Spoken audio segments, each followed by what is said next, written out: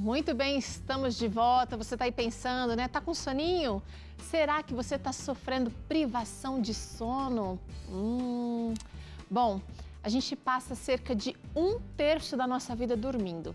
Isso quer dizer que se uma pessoa tem 90 anos de idade, ela dormiu cerca de 30 anos. Mas mesmo parecendo um desperdício de tempo, dormir não é mero estado de repouso, não. Enquanto a gente dorme, estão acontecendo no nosso cérebro e no nosso corpo funções biológicas indispensáveis para a nossa saúde e bem-estar. Só que com a pandemia do novo coronavírus, muitas pessoas passaram a ter mais dificuldade para dormir, a ter uma noite de sono ou, de repente, para ter uma noite de sono restauradora. E para piorar a situação, estudos recentes mostram que o estresse gerado pela privação de sono pode afetar o sistema imunológico. Agora, diante de tudo isso, a gente convidou o Dr. Benício Pereira, que é médico do estilo de vida e diretor da Clínica Spa Vida Natural, para conversar hoje sobre a privação do sono e as suas implicações na saúde. Mas é claro que você também pode participar com a gente. Todo o programa Vida e Saúde é um convite para você participar, mandar sua dúvida, contar a sua história aqui para a gente. E o nosso número segue aberto para você através do QR Code que está aqui no cantinho da tela ao longo do programa, ou então usando o número que você pode digitar aí agora e salvar na sua agenda como o número do Vida e Saúde, tá? Nosso número é 12 98266 0004. Doutor Benício, prazer enorme falar com você novamente, tudo bem? Tudo bem, sempre uma grande alegria estar com você aqui, Peru, nesse programa tão maravilhoso, tão inspirador. Doutor, o senhor está falando aí da Clínica Spa Vida Natural, um local adequado que recebe muita gente com problema de sono. Qual é a importância do sono? Conta pra gente. Olha, o sono, ele é uma coisa assim, que ele não é obrigatório, viu? Ninguém é obrigado a dormir. Ele só é necessário, ok? Na verdade, quando a gente dorme, várias funções fisiológicas, elas se reordenam. É o momento, por exemplo, de a gente jogar fora aquilo que não presta. E eu falo aqui de proteínas beta-amiloides, falo de pensamentos, falo de situações, experiências do dia que foram vividas que precisam ser recicladas. Então é nesse momento que o cérebro e o corpo tomam todo o tempo para poder fazer uma renovação. Estamos com um pouquinho de atraso aqui, mas a gente deu para entender, uma renovação, uma faxina, eu acho, no nosso corpo e na nossa mente. Doutor, é o seguinte, eu queria que o senhor caracterizasse para a gente o que seria a privação de sono. Quando a gente fala de privação, dá a impressão de que alguém está privando a gente, mas no caso do sono não é alguém, né? Não é uma ação passiva. Muitas vezes a gente está ativamente nos privando ou nos boicotando com relação ao sono. Exato. Olha, dependendo da fase da vida, vamos falar em relação aos adultos, os adultos necessitam.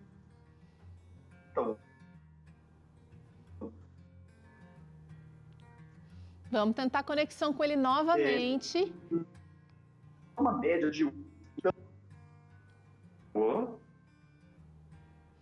Acho que ainda não deu certo. Vou pedir para o senhor voltar um pouquinho a resposta. Vou pedir para o doutor Benício voltar um pouquinho a resposta. Enquanto a gente... Vamos tentar refazer essa conexão? Enquanto a gente vai tentar fazer essa reconexão com o doutor Benício, lá na Clínica Spa Vida Natural, a gente vai tentar descobrir com ele quais são os efeitos da privação de sono. Então, ele vai explicar para a gente o que seria privação. Será que dormir tantas horas por noite já é o suficiente? Aquela história de que precisa dormir 8 horas já seria suficiente para todas as pessoas? Ou algumas pessoas se satisfazem ou se refazem com menos? Doutor Benício já voltou com a gente. Vamos ver, então, agora o que é a privação, doutor, e já puxo para os efeitos dessa privação do sono. Perfeito. Então, privação de sono é quando a gente deixa de dormir o tempo adequado. Como adultos, nós necessitamos de 7 a 9 horas de sono em cada noite.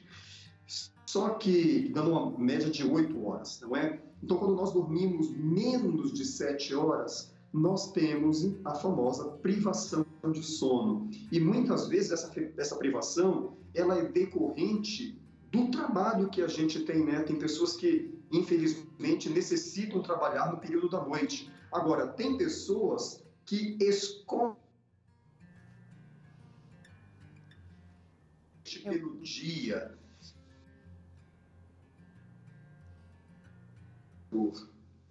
Acho que ele quis dizer que tem pessoas que escolhem trabalhar à noite ou escolhem esticar as suas atividades para até mais tarde da noite. Ou seja, será que isso tem a ver com o momento em que a gente acorda pela manhã, de repente iniciando as nossas atividades do dia mais tarde, portanto tendo que adentrar até a noite ou mais bem tarde à noite para poder dar conta de todo o recado?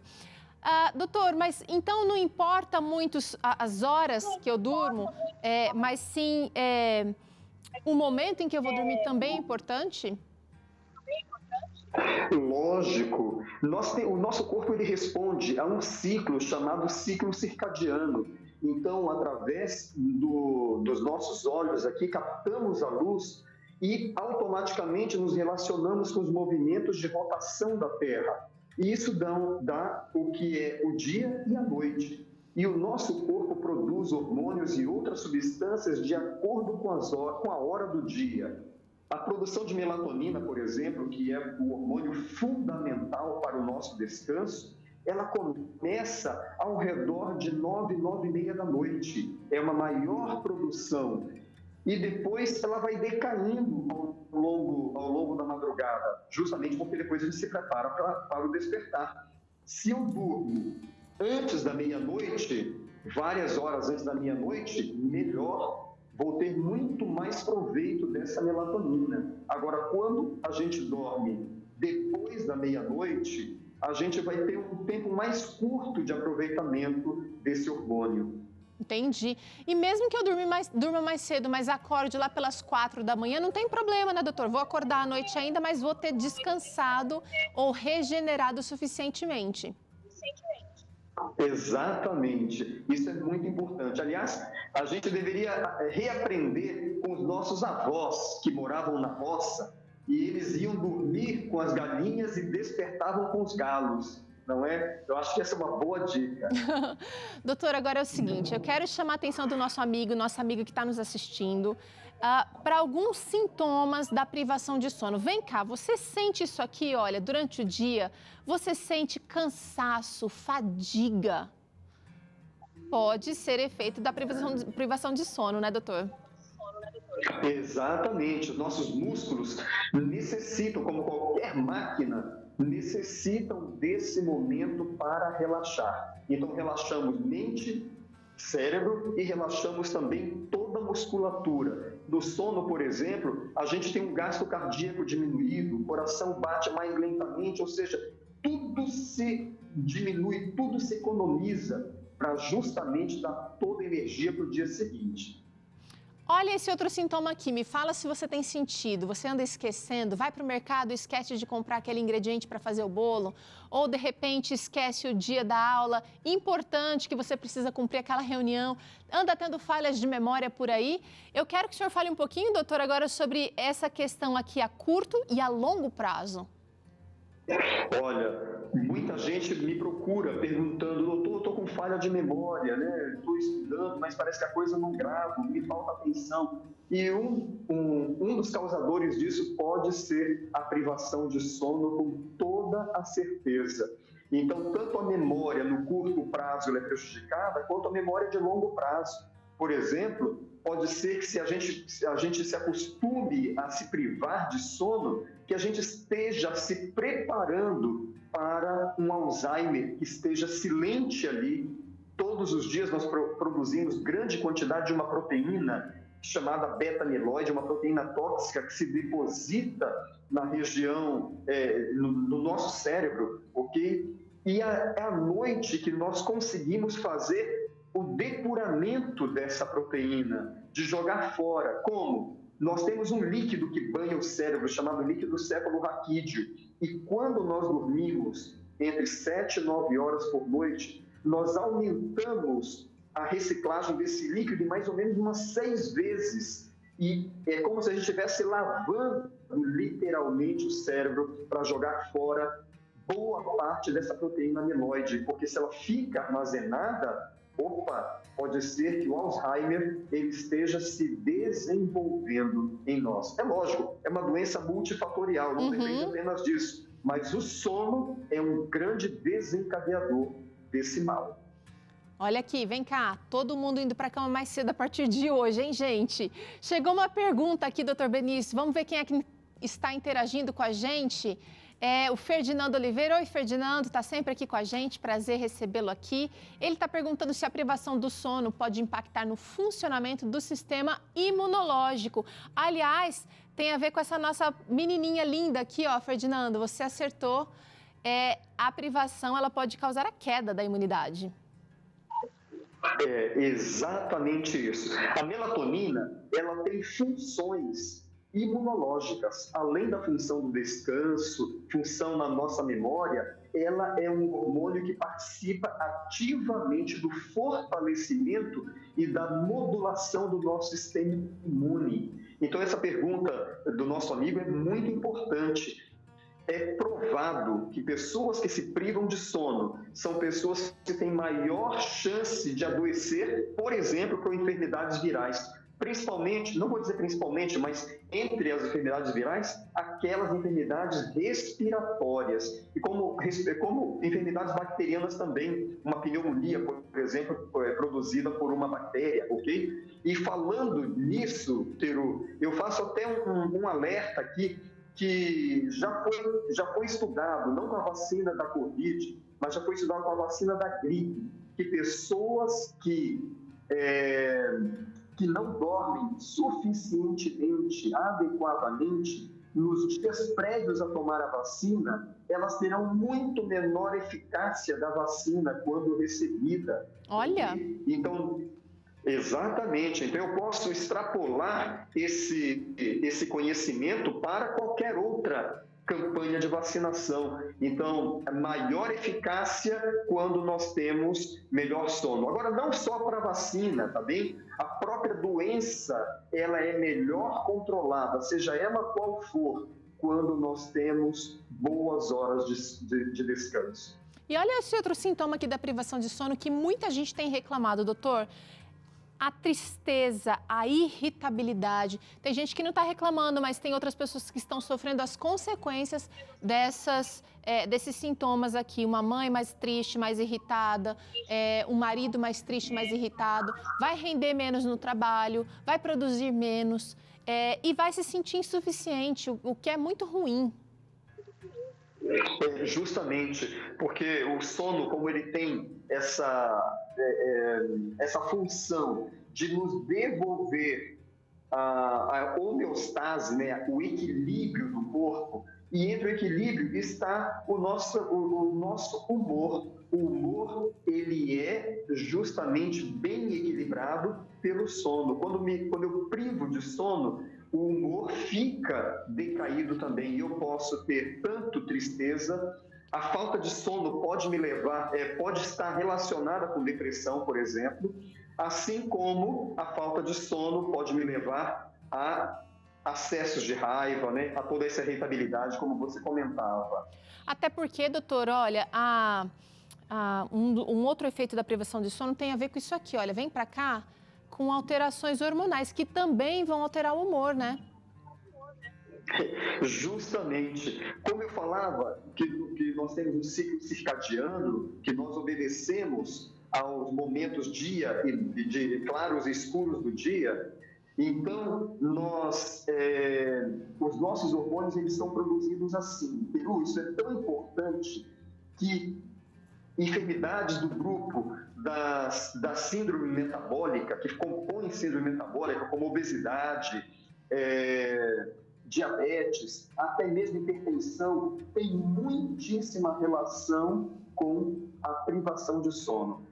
Já está provado que pessoas que se privam de sono têm maior dificuldade para fazer um bom controle de peso, tem maior dificuldade também para manter uma glicemia estável dentro dos valores de referência. Então é importante nós pensarmos que os hormônios produzidos, não é? Vamos ter maior quantidade de cortisol e fora de hora, por exemplo, se nós não dormirmos adequadamente, porque nós somos levados a um estresse.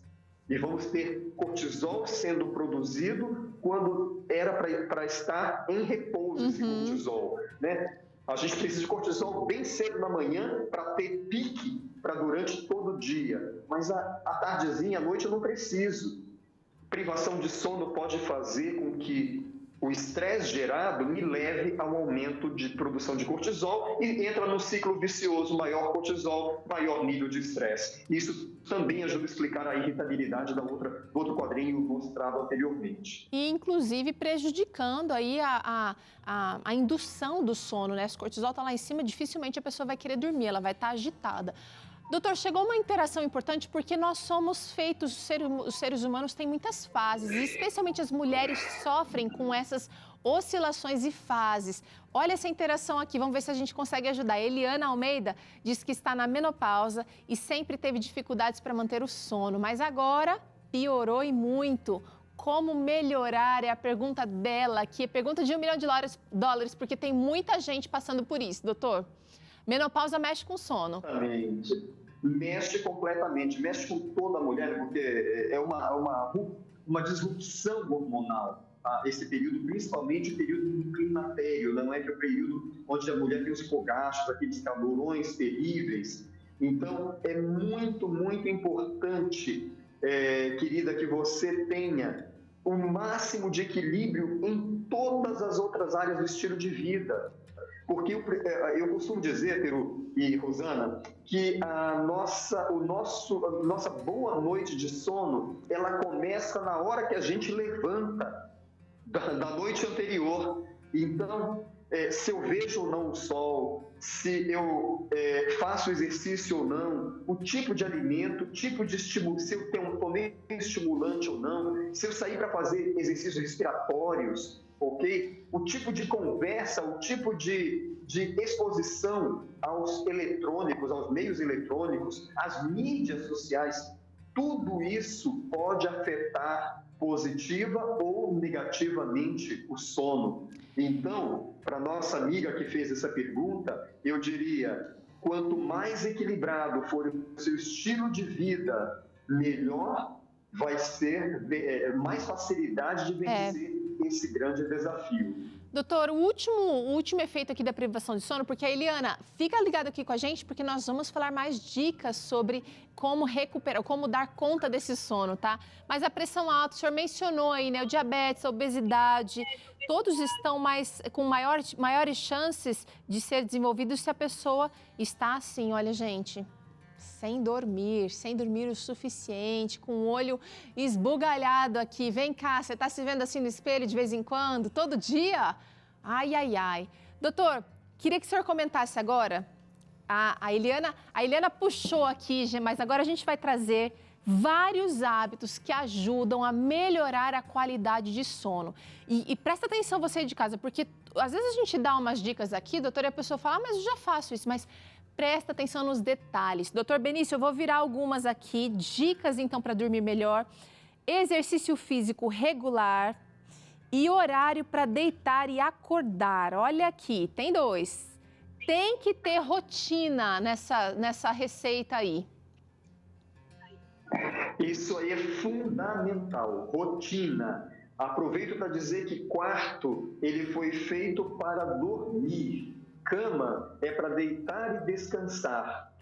Não é para levar no celular, trabalho para a cama, comida para a cama. Não, isso a gente faz em outro momento, ok? E um exercício físico bem realizado, principalmente aquele que nos leva a maior aerobiose, não é? Os exercícios aeróbicos, nos leva a respirar bastante, vão fazer com que o nosso cérebro descanse. Eu vou dizer uma coisa aqui, Peru.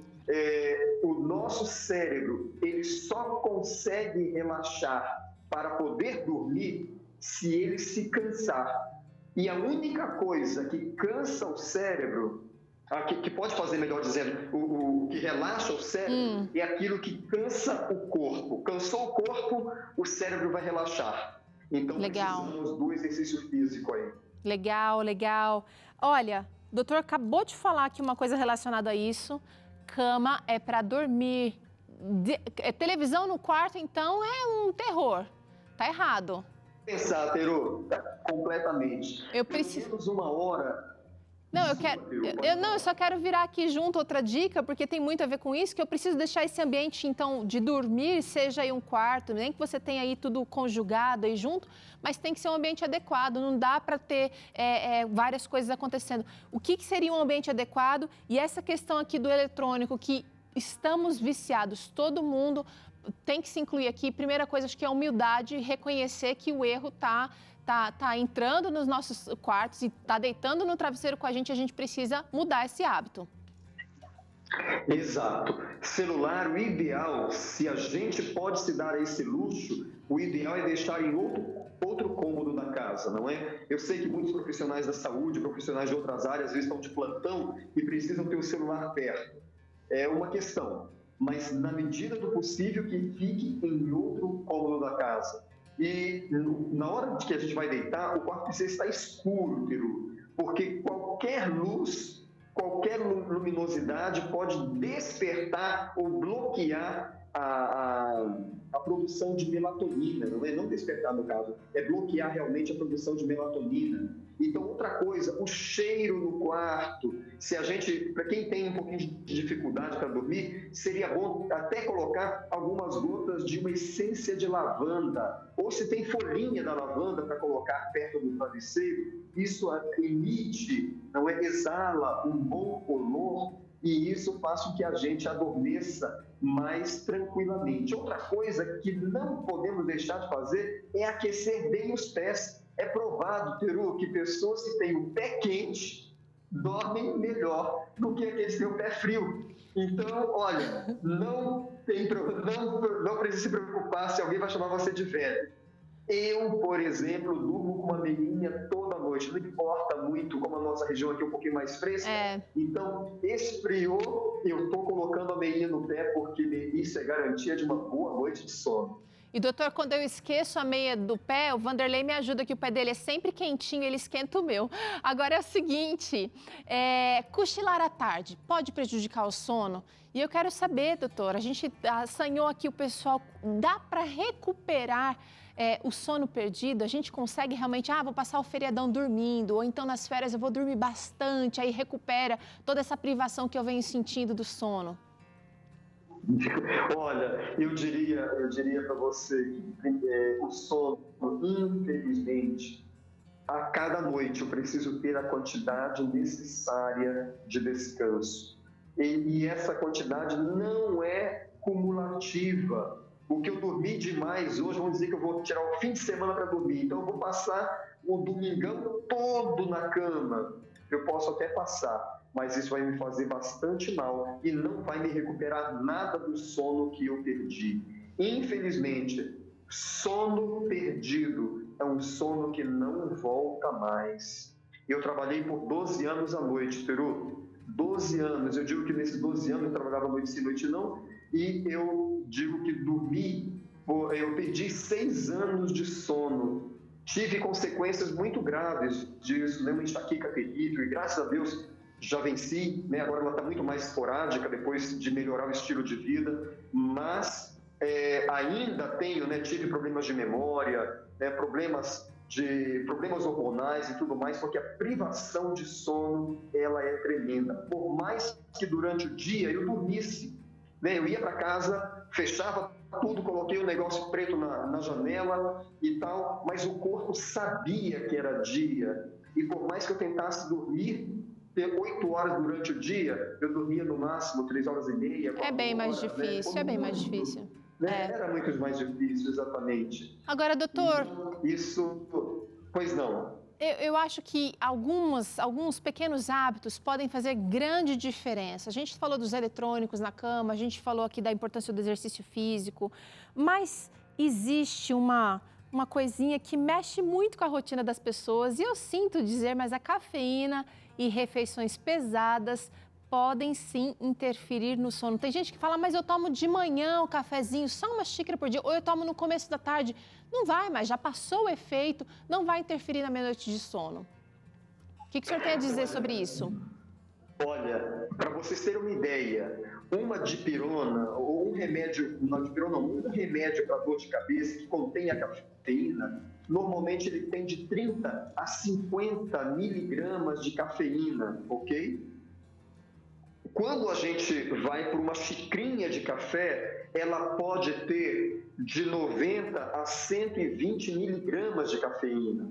E essa cafeína tem um tempo de vida útil dentro do corpo, vida média, melhor dizendo. E isso é mais ou menos um tempo de 12 horas. Imagine que você tomou essa cafeína, o café às 9 da manhã, você terá cafeína no seu corpo. Se você só tomou só aquela xicrinha, você terá cafeína até mais ou menos 9 horas da noite. E se você tomou pouca água naquele dia, você vai ter mais dificuldade de depurar essa cafeína, ok? E aí tem gente que diz, não, café eu não tomo, mas eu tomo Guaraná.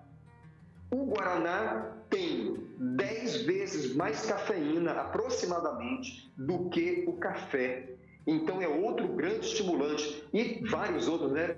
O chocolate, que eu sei que muita gente gosta e come diariamente, também tem uma outra, não é a cafeína, mas tem uma substância semelhante chamada de teobromina, que significa alimento dos deuses, né? Teo, Deus, bromina, alimento. Então essa teobromina faz parte do mesmo grupo das xantinas, do qual a cafeína também faz parte. O melhor caminho para quem tem dificuldade de dormir, ou para quem não quer desenvolver essa dificuldade, é evitar todos esses estimulantes. Como última coisa, Peru, eu digo, comidas gordurosas também ajudam a quebrar o ciclo circadiano, ajudam com que nós não tenhamos boa qualidade de sono. Olha quantas dicas você recebeu hoje do Dr. Benício aqui, quantas ideias você teve aí da sua rotina que precisam de ajustes. Não se desespere. Você pode fazer essas alterações pela graça de Deus, com frequência, com firmeza. Se você se determinar, Deus vai te dar a capacidade e tudo o que você precisa para fazer essas alterações. Eu creio nisso, tenho visto pessoas se transformando, o Dr. Benício também. E, aliás, eu quero agradecer ao doutor pela conversa aqui hoje. Ele trabalha na Clínica e Spa Vida Natural. Quem quer conhecer mais sobre esse espaço de saúde, acessa lá no Instagram, @Clínica e Spa. Clínica e Spa, Spa é com S, é mudo, né? Clínica e Spa Vida Natural no Instagram ou então pelo site vidanatural.org.br. Obrigada mais uma vez, doutor Benício. Imagina, foi um grande prazer. Em paz me deito, logo pego no sono. Porque só tu, Senhor, me faz repousar confiado. Salmo 4:8, deixa esse versículo aí para quem está tendo dificuldade de dormir. Obrigada. Encerrou com chave de ouro aqui nosso papo de hoje. Obrigada, até a próxima, doutor. Até a próxima, grande prazer. Muito bem, olha, a gente vai fazer um rápido intervalo agora. Na volta tem claramente, o Dr. César vai falar um pouquinho sobre como lidar com os pontos fracos do seu cônjuge. E ainda no programa de hoje tem receita simples, mas muito saborosa, é a salada de milho. E Vida e Saúde volta já.